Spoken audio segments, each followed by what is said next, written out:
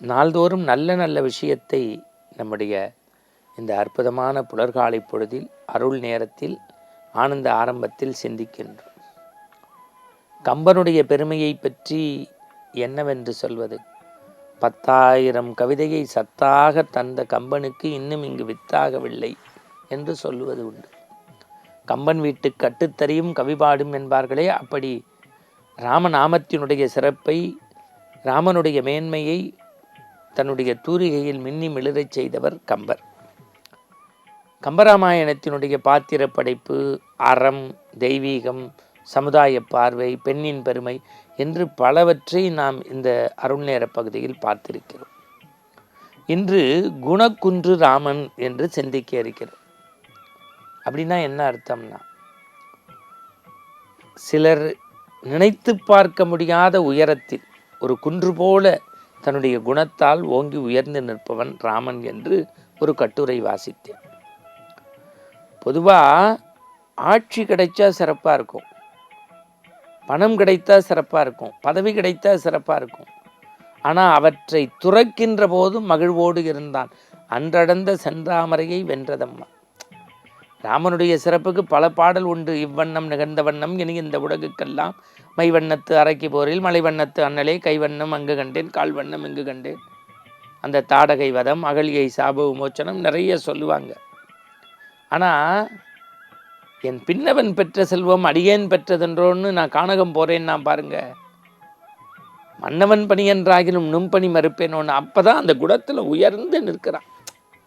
பதவியே வேண்டாம், காட்டுக்கு போகும்போதும் தாயிற் சிறந்த கோயிலும் இல்லை, தந்தை சொல் மிக்க மந்திரம் இல்லைன்னு தாயினுடைய சொல்லை மதித்து, அதுவும் சிற்றன்னையினுடைய சொல்லை மதித்து கானகம் போன ஒரு இளைஞனை பார்க்கின்ற போது, பிற்காலத்தில் ராமகாதை படிக்கின்றவர்கள் இது போன்ற குணங்களை நாம் பெற வேண்டும் என்று சிந்திக்க தோன்றும். மனைவி வாய்ப்பது இறைவன் கொடுத்த வரம்னா, அந்த இறைவனே மனிதனாக தோன்றி தான் ராம அவதாரம், அதில் சீதா பிராட்டி திருமணம். இந்த இரு பிறவிக்கு இரு மாதரை சிந்தையாலும் தொடேன் அப்படிங்கிறது எப்படின்னா, மனசில் கூட ஒரு பெண்ணை நினைக்காம இருக்கிறது, மனதில் கூட அழுக்கு கிடையாதுன்னு சொல்ல போது அவனுடைய குணநலம் தராசு தட்டில் மேலே போகிறது.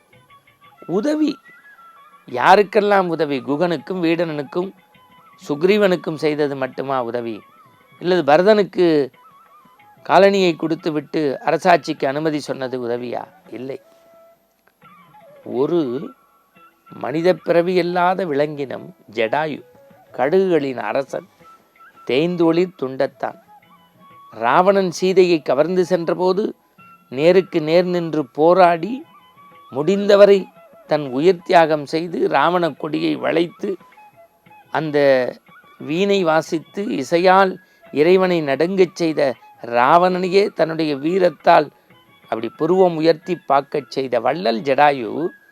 ஜடாயுக்கு ஈமக்காரியங்கள் அந்திமக்காரியங்கள் செய்தான் என்றால், எவ்வளவு உயர்ந்த குணநலம் இருப்பவர்கள் மட்டுமே இந்த வளைந்து கொடுக்கக்கூடிய தன்மை வரும் என்பதற்கு ராமன் ஒரு எடுத்துக்காட்டு.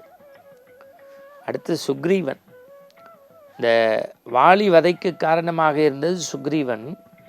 ஆனால் அந்த சுக்ரீவன்கிட்ட சொல்கிறான், மாற்றான் மனைவியை விலங்கு நினைத்தாலும் அது மண்ணின் மரபார்ந்த செயலல்ல என்று அவன் மனத்தை தூய்மைப்படுத்த வாலி வதத்திற்கு முன்பு சுக்ரீவனுக்கு கொடுத்த வாக்குறுதிப்படி வாலியை வதம் செய்து வென்றானே, அதை பார்க்கின்ற போது பிறன்மனை நோக்கா பேராண்மை என்பது ஆணுக்கும் ஆடவருக்கும் மட்டுமல்ல விலங்கினத்துக்கும் உண்டு என்பதை ராமன் தன் குணத்தால் நிரூபித்திருக்கிறார்.